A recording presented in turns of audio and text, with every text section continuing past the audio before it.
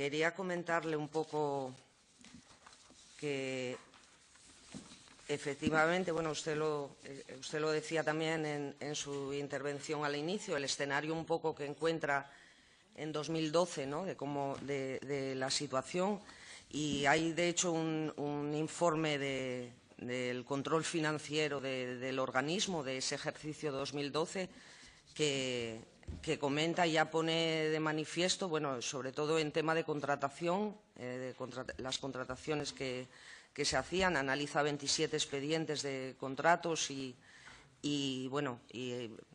va detallando pues como unas carencias y bastantes problemas en la contratación, que de hecho incluso en ese momento el propio gerente que estaba lo justifica con la falta de personal en los servicios centrales para poder llevar más todo esto al cabo, que también lo comentaba usted.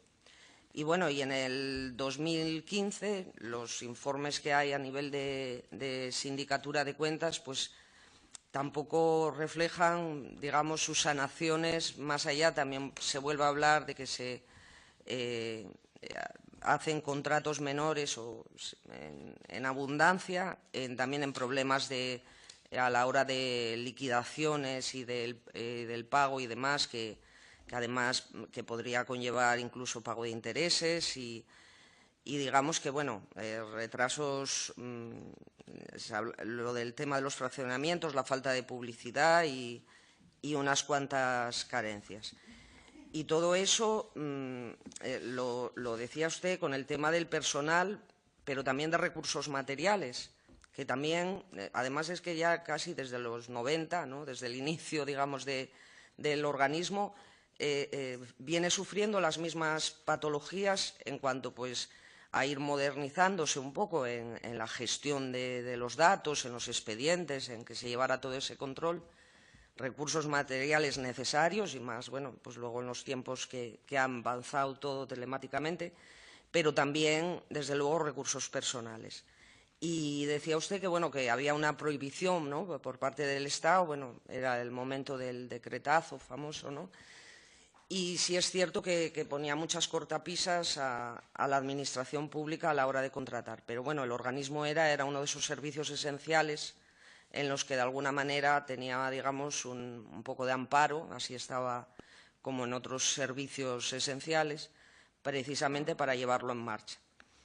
Y yo le quería le quería preguntar porque sí llamaba la atención que es cuando empieza el tema de la privatización de servicios que habían estado gestionados por empleadas públicas, sobre todo de plazas de operarios de servicio, todos los servicios de hostelería, ¿no?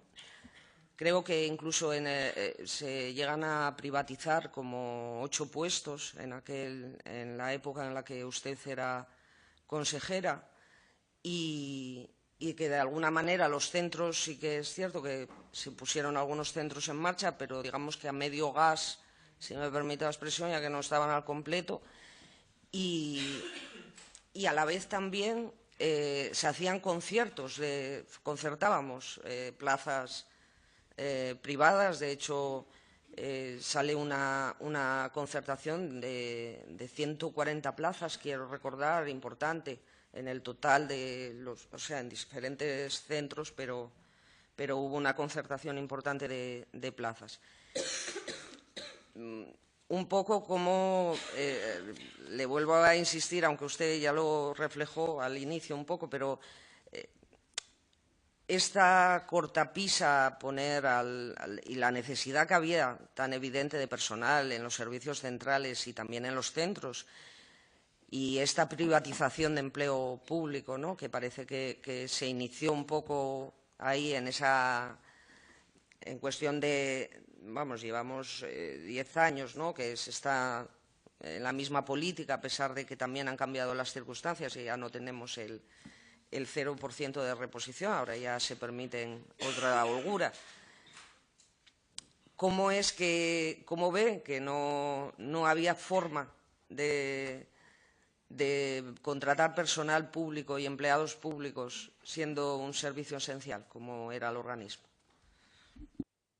A ver, le contesto. Efectivamente, compartimos la situación de la falta de personal y ya eso es claro, notorio. Usted lo ha dicho, servicios esenciales. Por lo tanto, como servicio esencial, la atención directa era la prioritaria. Y a pesar de todas las prohibiciones y contenciones, tasa de reposición cero y demás, a pesar de todo eso, lográbamos buscar la cobertura de algunas plazas para la atención directa. O sea, prioritario, atención directa con personal público. Prioritario. Usted después habla de privatización de determinados servicios, hostelería o conserjería. Vamos a ver, esa privatización que usted dice, que es la contratación del servicio externo, no la inicié yo. Esto ya venía de consejeras anteriores, desconozco de cuándo, y desconozco si esa cifra que usted ha dado de 8 puestos es correcta o no. Usted lo sabrá, yo no la recuerdo. Pero sí que lo que tomábamos como criterio ante la tasa de reposición cero, pues si se jubilaba una persona de mantenimiento, si se jubilaba una persona de conserjería, se contrataba externamente, porque lo prioritario era la atención directa, cubrirla con personal público. Entonces, dentro de todas esas limitaciones, nosotros lo que seguimos fue una metodología de trabajo que en ese caso sí había, que era pues cuando se jubilaba pues, un personal de mantenimiento, se contrataba con una empresa. Y los conciertos de plazas privadas, pues lo mismo. Había una política, que porcentualmente tampoco yo le puedo decir, y usted la conocerá mejor que yo, de concertación de plazas. Entonces, la prioridad, plazas públicas, residencias públicas, atención con servicio y personal público. La prioridad. El complemento, pues la concertación de plazas, allá donde la lista de espera fuera muy grande. Y lo que sí recuerdo, pero no me pregunte concreción, lo que sí recuerdo es que lo que hicimos dentro de ese número que usted dice que será cierto, regularizar la contratación de plazas, es decir, plazas que ya estaban siendo ocupadas en entidades privadas o de entidades del tercer sector también. No se olvide que plazas concertadas son aquellas que presta el tercer sector. Y entonces lo que hicimos fue regularizar contratos que de alguna manera u otra estaban ahí un poco en el limbo y probablemente en ese número que usted tiene también no son nuevas plazas que se concertasen, sino es regularización de las que ya estaban ocupadas. Es un poquito lo que la puedo aclarar en la pregunta. Sí, bueno, teníamos, es que llamaba también un poco la atención porque en aquel momento sí que teníamos plazas públicas vacías, es decir, y en residencias equipadas, porque sí es cierto que las residencias se abrían con todo el equipamiento al 100%, pero que luego solo se ocupaban pues plantas o la mitad, y que teniendo camas vacías públicas, pues bueno, digamos que las concertaciones en algunos en centros que coincidían con centros públicos en algunos municipios o concejos, pues no dejaba de ser un poquitín, o sea, llamaba un poco la atención, porque para abrir centros sí que permitía el Partido Popular en aquel momento a nivel estatal, sí permitía la contratación de personal, lógicamente.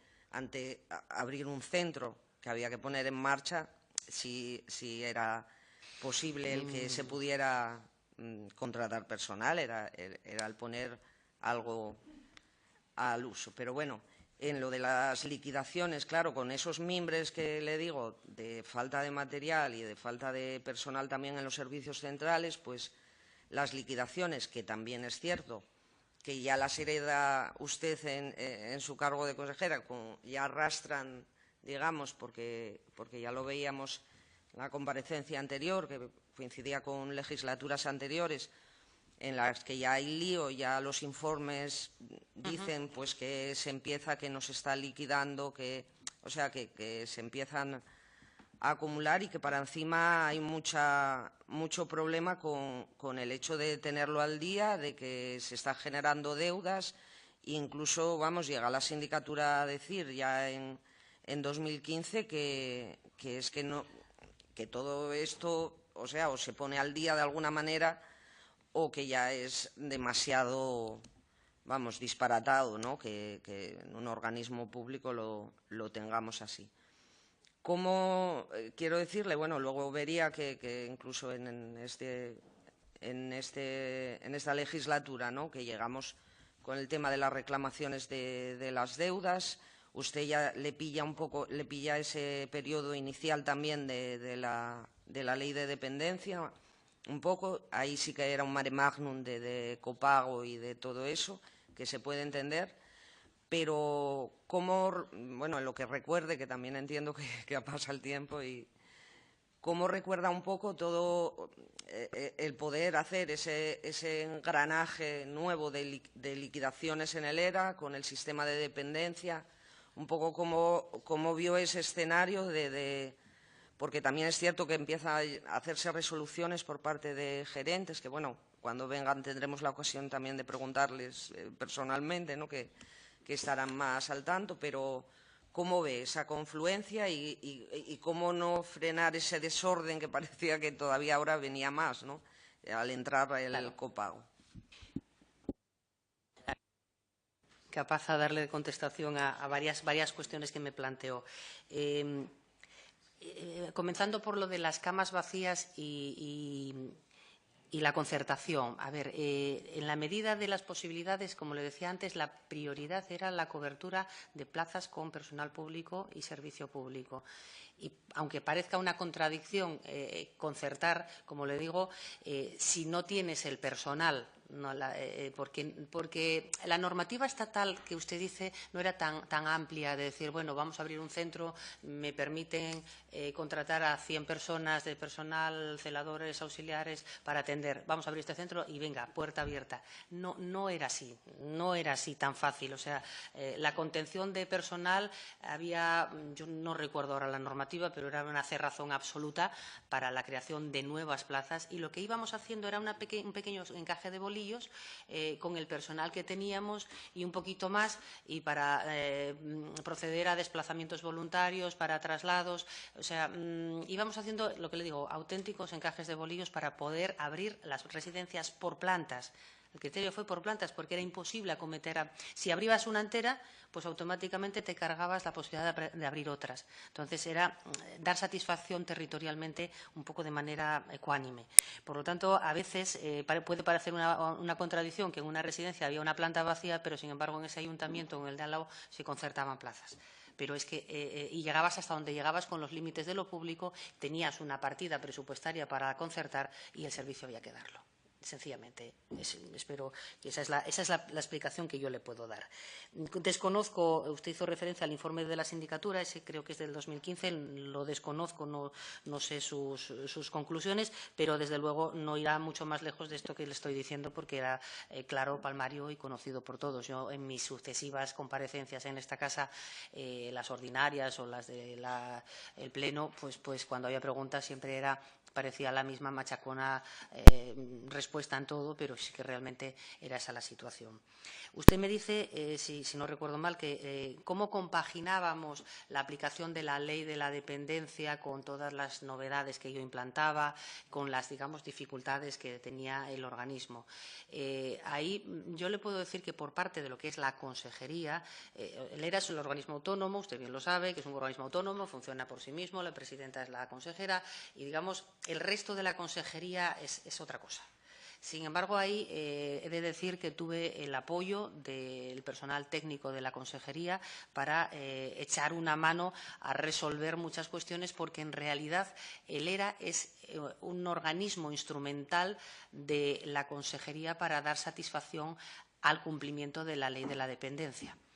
Y, por lo tanto, solicité la colaboración tanto de las jefaturas de servicio como de los propios directores generales en cada momento, de esa colaboración y esa, digamos, complicidad, si me lo permite, para hacer y ejecutar la ley de la dependencia como entendíamos que tenía que llegar al usuario. No vale que, digamos, el organismo autónomo ERA por sí mismo aplica la dependencia. Es un instrumento. Y eso hay que tenerlo bien claro. Es un instrumento que, si no viene apoyado por la consejería y, por lo tanto, por el Gobierno, no vamos bien.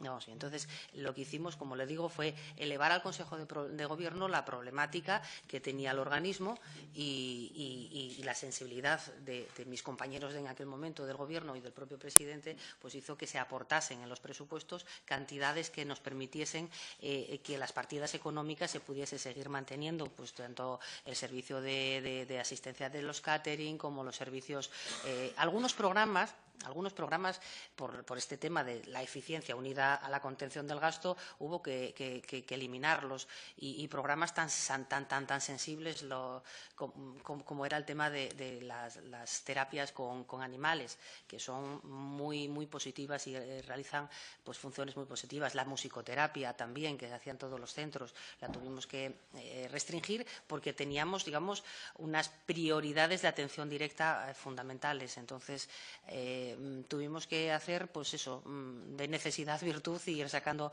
las cuestiones adelante. No sé si me queda algo de su pregunta por responder, quedo a su disposición. Muchas gracias, porque ya me excedí un poco el tiempo demasiado.